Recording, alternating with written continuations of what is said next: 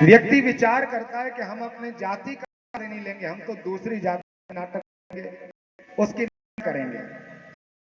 ऐसा हजारों उदाहरण है महाराज। आपको दे दी है योनि में जिस जाति आपका हुआ है उस जाति के हुए का आश्रय हमें लेना चाहिए। शबरी मैया कभी कोई दूसरे ब्राह्मण का या ब्राह्मण की ब्राह्मण के स्वरूप का आश्रय नहीं लिया। कबीरदास कभी किसी की नकल जी जो जूता चप्पल सिलते थे उन्होंने कभी पूजा पंडिताई नहीं की कि हम तो भगवान का भजन वेदों को पढ़ करके पंडित के करेंगे। वो तो जूता सिलते और भगवान का भजन देते, उनको उसी काम में भगवान की प्राप्ति हुई।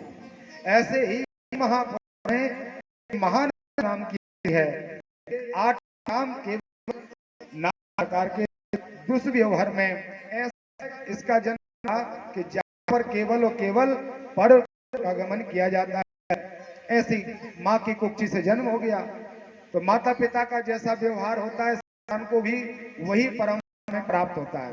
ये भी करने लगी। एक बार निष्ठा भाव से भगवान इसके ऊपर प्रसन्न हुए, क्योंकि कभी नहीं बोलती, असत्य नहीं बोलती, कोई पाप नहीं करती, कोई लोभ नहीं था इसके अंदर। परंपरा के द्वारा इसको जो कार्य मिला उसमें अपना निर्वाहन थी। भोले बाबा वैश्व लिखा, व्यापारी का रूप धरा और सोने चांदी से भगवान ने एक कंकन भगवान ने धारण किया है हाथ में, और वो जो कड़ा है भगवान के हाथ का वो अनेक प्रकार के रत्नों से युक्त है। इस महान नाम की स्त्री ने जो देखा, भगवान ने कहा क्या हो परमात्मा व्यापारी के रूप में, तो कहा महाराज आपका जो हाथ का कंगन है बहुत सुंदर दिखाई दे रहा है, आप ऐसा करो हमें प्रदान कर दो। भगवान वैश्य के रूप में ने कहा कि हम आपको ये आभूषण तो दे देंगे, इसके बदले आप हमारी क्या सेवा कर सकती हो। बोले यदि आप ये रत्न आभूषण प्रदान कर देंगे तो हम आपको 3 दिन और 3 रात्रि में आपकी पत्नी के रूप में आपकी सेवा कर दूंगी। भगवान ने कहा ठीक है। वह कंगन परमात्मा ने प्रदान कर दिया, एक रत्न का शिवलिंग दिया और कहा इसकी सेवा करना, ये कभी किसी प्रकार से कोई चोरी न कर पाए। बोले ठीक है। विश्वनाथ भगवान व्यापारी के रूप में उसके आश्रम में आए। रात्रि के समय में भगवान ने अग्नि जलाई, परीक्षा में थे ना, तो सभी प्रकार की उसकी झोपड़ी जलने लगी और देखते ही देखते भगवान ने अपने शरीर को ही जला दिया। जब ये व्यापारी मृत्यु को प्राप्त हो गया तो महानंदा नाम की जो स्त्री है वो रोती हुई आई और उसने देखा कि देखो मैंने संकल्प वचन दिया था कि हे पुरुष हम 3 दिन तक आपकी पत्नी के रूप में रहेंगे, और अभी केवल 1 दिन व्यतीत हुआ, ये हमारे पति हैं और हम इनकी पत्नी हैं, ये वचन है, और ये हमारे सामने अग्नि में जल करके मृत्यु को प्राप्त हो गए, इसलिए मैं भी जल के मर जाऊंगी। धर्म देखिए इसका, पत्नी है तो जैसे ही पति के साथ मरने के लिए तैयार हुई उसी समय भगवान शिव वहां पर प्रकट हो गए। बोलिए काशी विश्वनाथ भगवान जय हो। केवल परीक्षा के लिए आया था, बहुत आनंद था, भक्ति का कभी नहीं, किसी को सता नहीं, पर्वत पर चलो, भगवान ने उसको मोक्ष प्रदान कर दिया। परमात्मा ने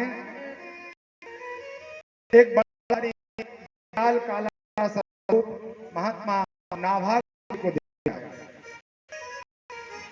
वंश में लोगों ने नाम सुना, महात्मा नाभाग राजा हुए, अनेक हुए, उनमें एक छोटा हुआ जिसका नाम इन्होंने रखा नाभाग। पिता के नाम से रखे जाते थे पहले, रेवती, अग्निजित, ऐसे का नाम नाभाग, बेटे का रखा नाभाग।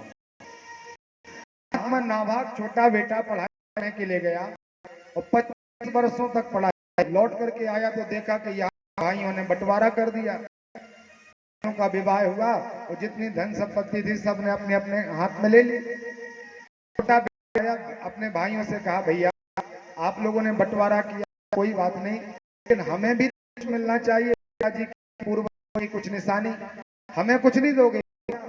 तो उनके 4 ने कहा या मैंने तुम्हारे लिए द्वारा किया है, तुम्हें भी एक संपत्ति दी है।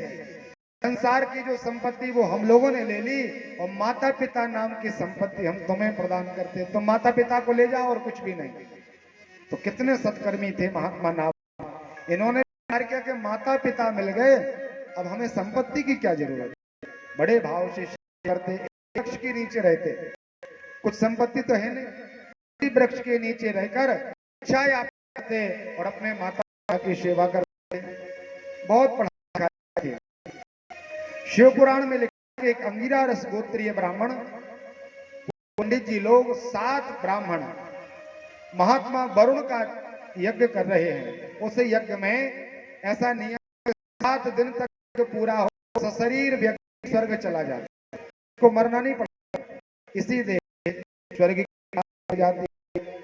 तो महात्मा लोग यज्ञ करने के तैयार हुए, 7 दिन तो उस दिन वरुण नाम का सूत्र को भूल जाते थे। कई बार ऐसा होता है, याद था, कंठस्थ है, हर बार इन्होंने पाठ किया देखे, लेकिन हर बार क्या होता है, एक अध्याय भूल जाते, 7वें दिन पूरा से प्रारंभ करते, फिर 7वें दिन तक जाते, ऐसा करते करते कई वर्ष निकल गए, लेकिन इनको वह पाठ पूरा हुआ। अपने साथ भी कई बार होता है, जैसे हनुमान चालीसा याद है, रोज करते हैं और एक आध दिन ऐसा होता है कि एक लागे की फिर उठती ही नहीं है। बार याद करो कि अभी क्या है, आती नहीं, लेकिन नमामीश मीशान कोई भी स्तुति हो, लेकिन कई बार भगवान कोई तार सा अलग कर देते हैं कि अपन भूल जाते हैं। इसी तरह अंगिरा रस गोत्रीय ब्राह्मण वरुण भगवान के सूत्र को विस्मृत हो जाते हैं। तो महात्मा नभग ने अपने बेटे से कहा, बेटा कुछ ही दूरी पर पंडित जी लोग यज्ञ कर रहे हैं और तुम्हें वरुण का वो सूत्र याद है, इसलिए आप ऐसा करो 7वें दिन जाकर के उनका यज्ञ पूरा करा दो। उनके यज्ञ की सामग्री हजारों प्रकार के रत्नों से युक्त है। जब यज्ञ पूरा हो जाएगा तो वो तो सशरीर स्वर्ग चले जाएंगे और बची हुई जितनी संपत्ति है वो सब तुम्हें प्रदान कर देंगे, तो अपन आनंद से समय निकालेंगे। महात्मा नाभाग आए और वरुण सूत्र जो था विधिवत इन्होंने सस्वर पाठ किया, जिससे प्रसन्न होकर के वरुण भगवान आए और इन अंगिरा रस गोत्र ब्राह्मणों को सशरीर स्वर्ग ले गए। ब्राह्मणों ने आपकी कृपा हुई, आप हो तो क्षत्रिय लेकिन तुमने हमारे यज्ञ को पूरा करा दिया, वो बात याद दिला दी तो हम लोग भी पाठ करने लगे। अब आप ऐसा करो कि इतनी जो संपत्ति की वो सब आपकी है, ले जाओ। जैसे ही महात्मा नाभाग ये संपत्ति बांधने के तैयार हुए तो भगवान वहां बड़े भारी काले काले शरीर में दिगंबर भेष सूत पुरुष में प्रकट हो गए और भगवान ने कहा, नाभाग इस पर तेरा कोई अधिकार नहीं, इसकी बची हुई सामग्री पर मेरा अधिकार है। दक्ष यज्ञ ने कथा सुनी, भी देवताओं ने कहा कि बचा हुआ सब परमात्मा का है। तो महात्मा नाभाग कहने लगे कि जी ने तो मुझे भेजा कि आप जाओ और यज्ञ की सामग्री ले आना, वो अपने पिता से ही पूछो। तो महात्मा नाभाग पिता के पास, पिता ने विचार किया कि देखो मेरे बेटे के साक्षात दर्शन हो गया। बोले वो कोई अवधूत पुरुष, वो साक्षात भगवान, इसलिए सुंदर पूजा की थाली तैयार बाबा का भी। महात्मा नाभाग आए और भगवान का भाव से पूजन किया। परमात्मा प्रसन्न हुए कि तुम लोगों ने का आश्रय है, इसलिए पूरी संपत्ति हमारी। शिव ने पर कृपा, बोलिए भक्तवत्सल भगवान की जय हो। भगवान शिव